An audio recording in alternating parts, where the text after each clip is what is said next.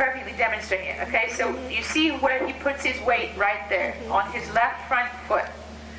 In his habit and their interactions that they're used to having, right, which is just what most people do with horses, is to be in the left eye, up near their head, and kind of be busy on the face. So he seeks that, right? So he seeks that. He positions himself with his eye beside Holly and starts getting busy with his mouth, right? So he's reciprocating.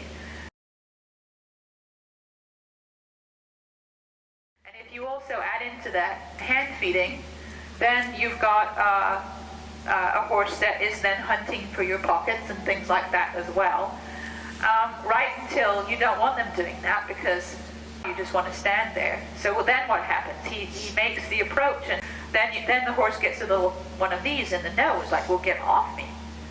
And so, where is the clarity in this for the horse is one thing.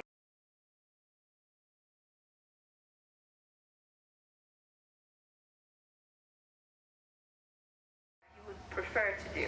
Well, I would back up. You'd prefer to just get out the way, right? But then if you know that I'm just going to come back, then you're going to push me, right? So maybe you push me, and then you get a bit, then you're going to get pushed back, and so then eventually you learn, well, those things don't really work because I'm still there. So then I'm still there. I just keep coming back, and so then what do you have to do? What do you have to do? Well, you either have to move more away, or I have to. Yeah. Or you have to tune it out, right? Yeah. Or you have to just, okay, All right. I'll just tune it out. And now can you feel? Now watch, do you see where her weight is? Yeah. If he's leaning on his left front, what else is happening in his body?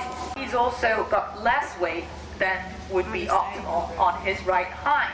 Why do we care about that? What is the first thing he needs to pick up that canter lead? Where does he push off? From his right hind. Is his right hind under him and available, or is it dragging? Right? So he's like this already. He needs to be like this. So we have the opposite posture than what we need to pick up that canter lead easily. And then what do we generally do when that happens? We get out there and we school it. We school it. And then we get off, and then we get in the left eye and we undo what we just did. So in one situation you've got, it's difficult for him to pick up the canter lead, and in the other direction it's difficult for him to maintain the canter lead. So there's two things that are affected.